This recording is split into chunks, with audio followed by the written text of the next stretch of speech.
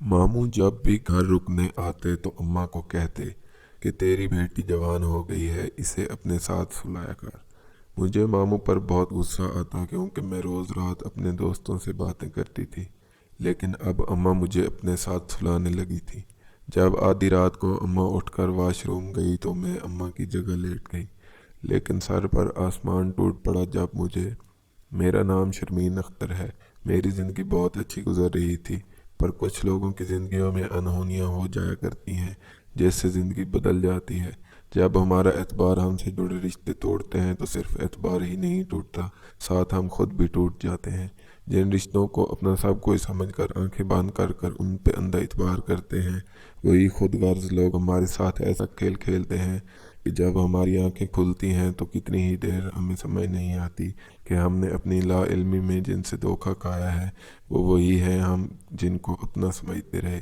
मेरे साथ भी कुछ ऐसा ही हुआ था। मैं ये बात भूल गई थी कि शैतान के रूप में बहुत से इंसान हमारे इर्द गिर्द मौजूद होते हैं। मेरी अम्मा बहुत अच्छी खातून थी। हम 5 बहनें थी, मैं सबसे छोटी थी। हमारे घर का माहौल बहुत अजीब सा था। मोहल्ले के लोग भी बातें करते और जब से होश संभाला था अम्मा ने तीसरी दफ़ा मोहल्ला बदला था। वो कहती थी कि बदलाव अच्छा होता है। अम्मा मुझे कहीं आने जाने नहीं देती थी, बल्कि कहती थी कि तुम घर से बाहर गई तो तुम्हें नज़र लग जाएगी, क्योंकि तुम मेरी सबसे ज़्यादा खूबसूरत बेटी हो। लेकिन मैं अब तंग आ चुकी थी। मुझे घर में भी कैद खाना लगता, मैं जहाँ से बाहर की दुनिया नहीं देख सकती थी। और वजह भी अजीब थी कि तुम्हें नज़र लग जाएगी। घर में एक बात के अलावा हर किस्म की खुली आज़ादी थी, जिसका जैसे दिल चाहता ज़िंदगी गुजारता। वो बात यह थी कि कोई भी अपनी मर्ज़ी से शादी नहीं कर सकता था। वो फैसला अम्मा ही करती थी। और मैंने जब से होश संभाला था ये बात देखी थी कि जैसे ही मेरी बहनों की उम्र 18 या 20 साल होती, अम्मा फ़ौरन शादी कर देती। और शादी के बाद मैंने अपनी बहनों को कभी घर आकर मिलते नहीं देखा। न जाने वो कैसी होंगी, खुश भी होंगी अपनी ज़िंदगी में या नहीं।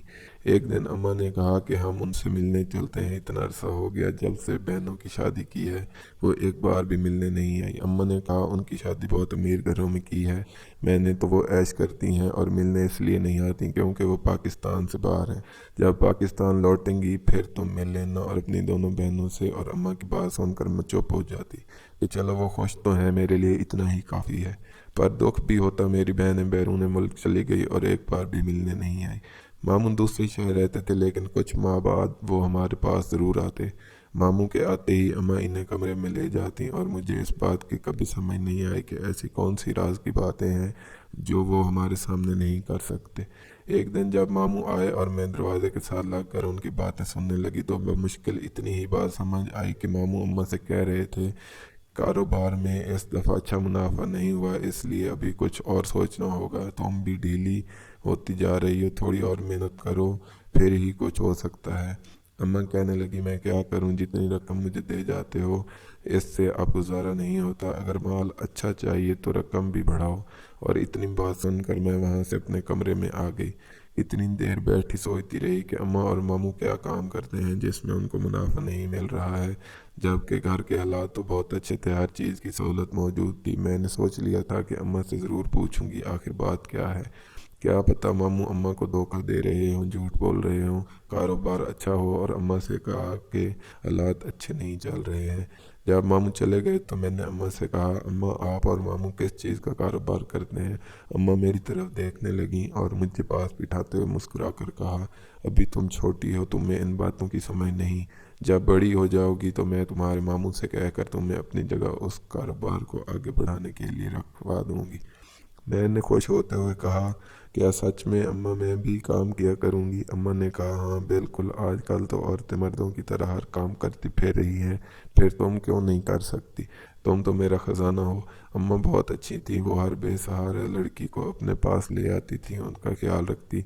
यहाँ तक कि जब उसकी शादी की उम्र हो जाती तो बहुत अच्छे से उसकी शादी करके उसे रुखसत करती। न जाने कितनी ही बेसहारा लड़कियों को अम्मा ने सहारा दिया था। मैं अब उस उम्र में दाखिल हो चुकी थी जिसमें मेरी उम्र की लड़कियां बहुत से ख्वाब देखती हैं। जब अच्छे बुरे की पहचान नहीं थी मैं भी ख्वाब देखने लगी थी। और उन्हीं दिनों जब मैं किसी लड़के से फ़ोन पर बात करने लगी, पहली दफ़ा उसने खुद मुझे फ़ोन किया, लेकिन मैं उससे गालियां देते हुए फ़ोन बंद कर देती कि पता नहीं कौन आवारा शख्स है जो रात दिन कभी कॉल कभी मैसेज करता रहता है। میں بہت پریشان ہو جاتی تھی، مگر شاید یہ عمر ہی ایسی تھی جب میں بہہ گئی اور اس لڑکے جس کا نام ریحان تھا اس سے بات کرنے لگی۔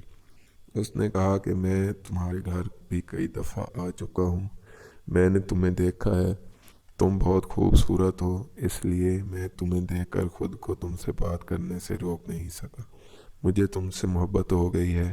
اس نے کہا تم بھی مجھے پسند کرنے لگی ہو۔ اس کی بات سن کر میں بھی خاموش ہو گئی اور فون بند کر دیا۔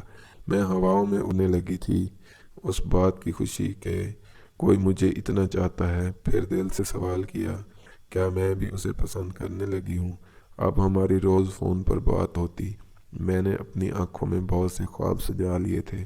وہ مجھ سے اتنی محبت کرتا تھا کہ اگر کبھی میں اس سے بات نہ کر پاتی یا کسی وجہ سے فون بند ہو جاتا تو وہ رونے لگتا اور کہتا، میں تمہارے بنا مر جاؤں گا، تم مجھ سے بات کیا کرو، مجھے مت چھوڑنا۔ مجھے اس کی حالت دیکھ کر اس پر بہت پیار آتا اور اپنی قسمت پر رشک بھی کہ کوئی اتنا چاہنے والا اور خیال کرنے والا ہے۔ چاہے جانے کا احساس بہت خوبصورت ہوتا ہے۔ میرے پاؤں زمین پر نہیں لگتے تھے، میں اپنی دنیا میں گم تھی، دن رات فون پر ریحان سے باتیں کرتی۔ میری بہنیں بھی کسی نہ کسی سے فون پر لگی ہوتی اور اماں انہیں منع بھی نہیں کرتی کہ کوئی غلط قدم مت اٹھانا اور نہ مجھ سے برا کوئی نہ ہوگا، لیکن میں نے ان کو اپنے بارے میں کبھی کچھ نہیں بتایا۔ اگر پوچھتی بھی تو میں کہتی میری دوست ہے اور وہ ہنسنے لگتی۔ اماں میری ضرورتوں کا بہت خیال رکھتی تھی، خود ہی میرے لیے ہر چیز خرید کر لے آتی تھیں اور مجھے کہنا بھی نہیں پڑتا تھا۔ اماں مجھے چیزیں دکھا رہی تھیں، میں کپڑے، جوتے، جیولری دیکھ دیکھ کر بہت خوش تھی۔ میری دوسری بہنوں نے کہا، اماں آپ اس پر بہت پیسہ خرچ کرتی ہیں، ہم بھی آپ کی اولاد ہیں، یہ اکیلی تو نہیں ہے۔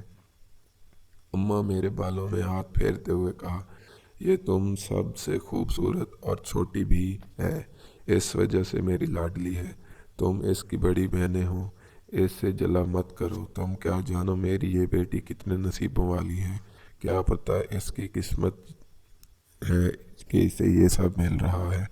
میری بہن نے کہا، بس کر دے اماں، مجھے تو لگتا ہے یہی آپ کی سگی اولاد ہے، ہم تو آپ کی کچھ لگتی ہی نہیں جو ہمارے منہ پر اس کی تعریفیں کرتی رہتی ہو اور ہمیں سناتی ہو۔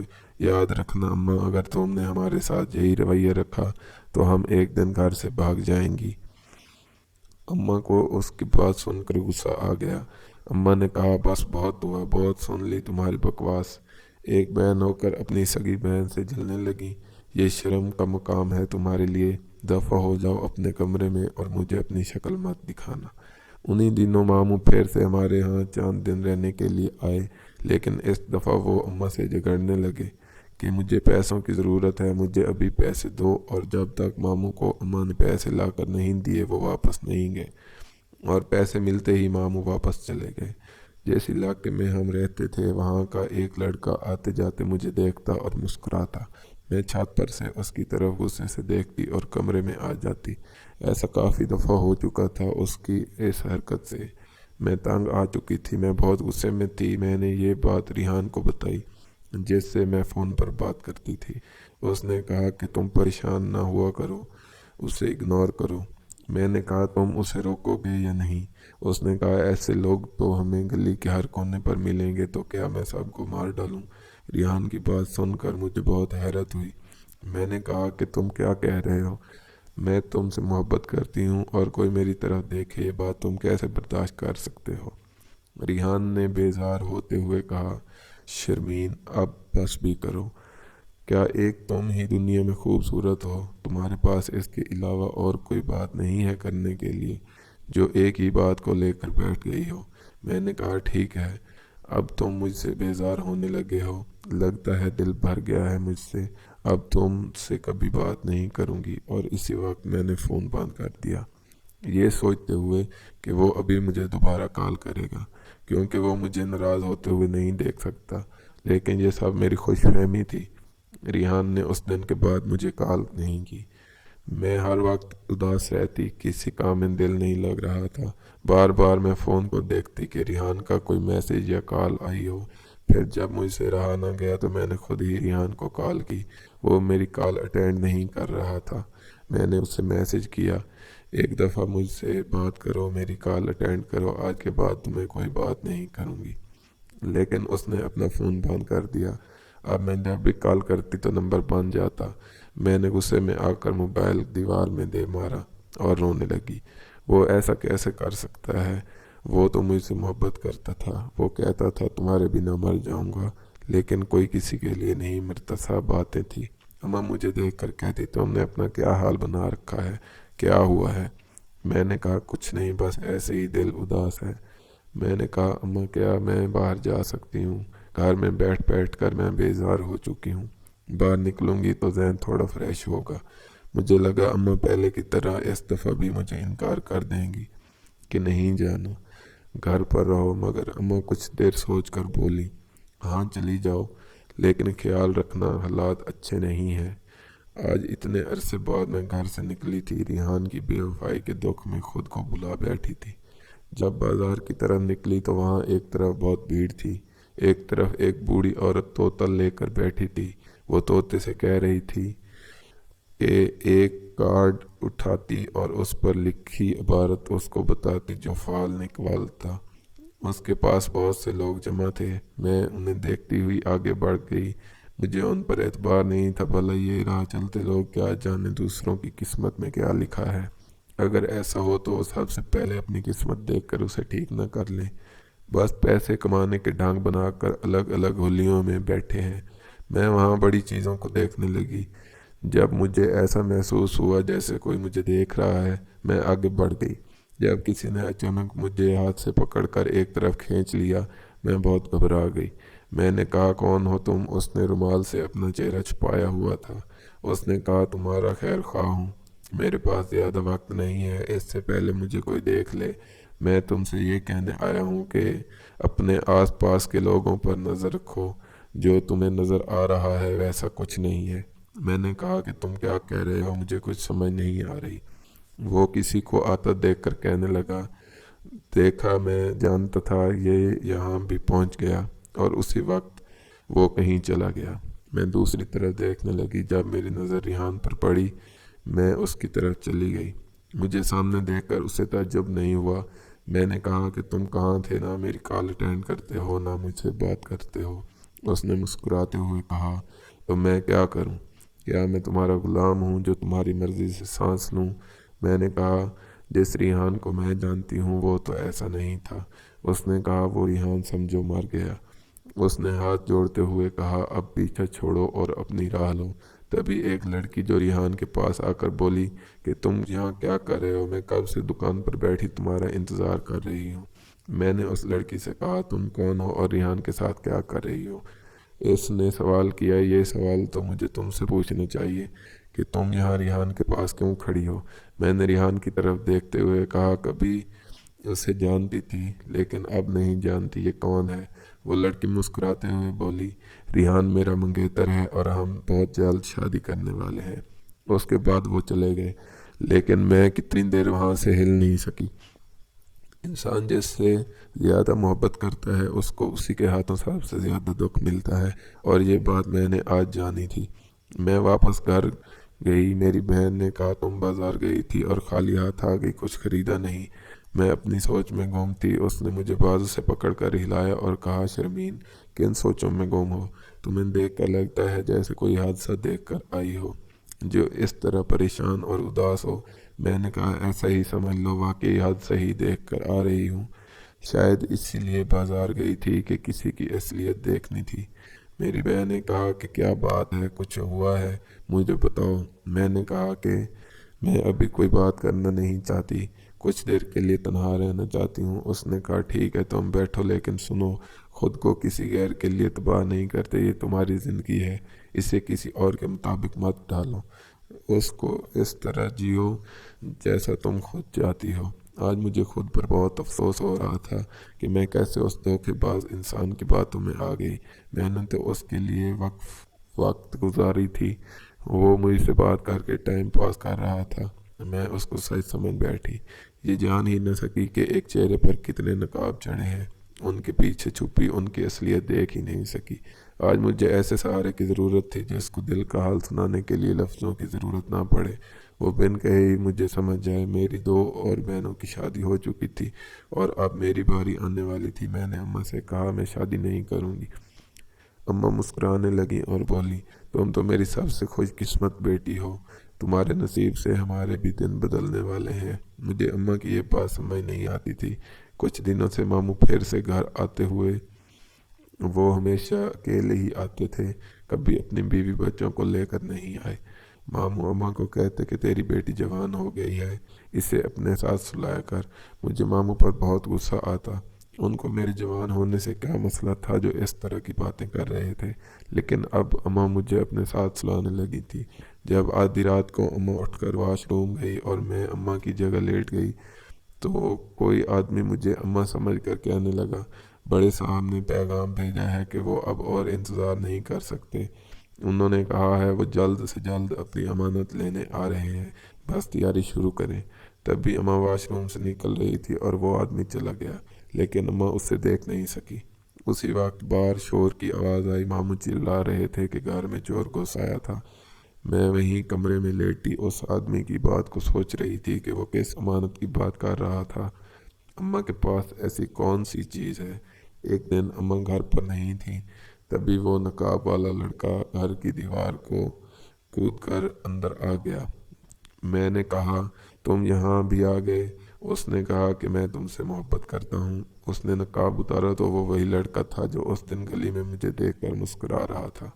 میں نے کہا، تمہاری اتنی ہمت، تم یہاں تک آ گئے؟ اس نے کہا کہ میں جانتا ہوں تم مجھے پسند نہیں کرتی، لیکن میں تمہیں اس چنگل سے بچانا چاہتا ہوں۔ میں نے کہا، تم ہوش میں تو ہو، جانتے بھی ہو کیا کہہ رہے ہو؟ اس نے ایک کاغذ مجھے دے دیا اور چلا گیا۔ پہلے تو میں نے وہ کاغذ پھینک دیا، لیکن پھر کچھ سوچتے ہوئے اسے اٹھا کر پڑھنے لگی۔ اس پہ یہ لکھا تھا کہ یہ لوگ تمہیں بھی بیچ دیں گے، تم یہاں سے بھاگ جاؤ۔ میں نے وہ کاغذ پھاڑ دیا۔ میں نے یہ کہا، یہ بھی اب ڈھونگ رچا رہا ہے، مجھے ورگلانے کے لیے ایسی گھٹیا باتیں کر رہا ہے، بھلا میری ماں ایسا کیوں کرے گی؟ میں نے اس کی بات پر اعتبار نہیں کیا۔ ایک دن اماں بہت خوش تھیں، کمرے میں بیڈ پر بہت سے نئے کپڑے اور جیولری پڑی تھی۔ میں نے کہا، اماں یہ سب کیا ہے؟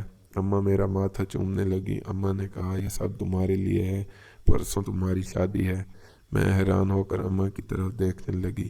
میں نے کہا، اماں یہ آپ کیا کہہ رہی ہیں؟ اتنی جلدی میری شادی طے کر دی اور مجھے اب بتا رہی ہیں؟ اماں نے کہا کہ تم فکر نہ کرو، جہاں تمہارا رشتہ طے کیا ہے وہ بہت اچھا آدمی ہے، ساری زندگی عیش کرو گی اور اپنی ماں کو دعائیں دو گی۔ میں نے کہا، لیکن میں اتنی جلدی شادی نہیں کرنا چاہتی، آپ انہیں انکار کر دیں۔ میری بات سن کر اماں ایک دم غصے میں آ گئیں اور کہنے لگیں کہ تم سے کبھی کچھ نہیں کہا، تمہاری ہر خواہش پوری کی، اور آج جب وقت آیا ہے تمہاری ماں تم سے کچھ مانگ رہی ہے تو تم مسلسل انکار کیے جا رہی ہو۔ میں نے کہا، ٹھیک ہے، جیسے آپ کی مرضی۔ میری شادی کا دن آ چکا تھا۔ گھر میں ہمیشہ کی طرح کوئی مہمان نہیں آیا تھا، نہ گھر کو سجایا گیا تھا۔ میری بہنوں کی دفعہ بھی ایسا ہی ہوتا۔ میں دلہن بنی بیٹھی تھی جب اماں اور ماموں کمرے میں آئے۔ ماموں بھی بہت خوش تھے۔ وہ اماں سے کہنے لگے، بھئی آج ہمیں ہماری سبھی محنت وصول ہو گئی، میں تم سے خوش ہوں۔ کیا ہاتھ مارا ہے تم نے آج؟ اماں اور ماموں مجھے اچھے نہیں لگ رہے تھے، ایسے لگا جیسے کوئی بازاری لوگ باتیں کر رہے ہوں۔ تبھی 2 شخص، ان کے ساتھ ایک بڑی عمر کا آدمی آ کر بیٹھ گئے۔ اس بڑی عمر والے آدمی نے میری طرف بہت عجیب نظروں سے دیکھا اور اماں سے کہا، واہ بھئی، تم نے تو خوب سنبھال کر رکھا ہے اس لڑکی کو، بولو کیا قیمت لوگی اس کی؟ یہ سنتے ہی میرے پاؤں تلے زمین نکل گئی۔ اماں بھی ہنس رہی تھی۔ اماں نے کہا، آپ کی اس امانت کو بہت سنبھالا ہے، بہت محنت کی ہے، میں تو منہ مانگی رقم لوں گی۔ اس بڑی عمر والے آدمی نے ایک چیک کاٹا اور اماں کو دیا اور کہا، اپنی مرضی کی رقم بھر لینا اس میں۔ اماں نے چیک ہاتھوں میں لیتے ہی کہا، چلو شرمین آئی تمہیں، اپنے اصل وارث کے ساتھ چلی جاؤ۔ میں بت بنی بیٹھی تھی، ایک ماں ایسا کیسے کر سکتی ہے؟ وہ اپنی اولاد کو اپنے ہاتھوں سے کیسے بیچ سکتی ہے؟ تو اس دن جو اس لڑکے نے کہا وہ سچ تھا۔ میں بھاگنے لگی، لیکن اماں نے مجھے پکڑ کر اس آدمی کے ساتھ حوالے کر دیا۔ اسی وقت پولیس اور وہ لڑکا پہنچ گئے۔ پولیس نے اماں کو اور باقی لوگوں کو پکڑ لیا۔ वो बड़ी उम्र का आदमी कहने लगा, मैंने इस लड़की पर बहुत पैसा लगाया है, तुम लोग मेरी पहुंच को नहीं जानते, मैं तुम सबको इस दुनिया से रुखसत करवा दूंगा।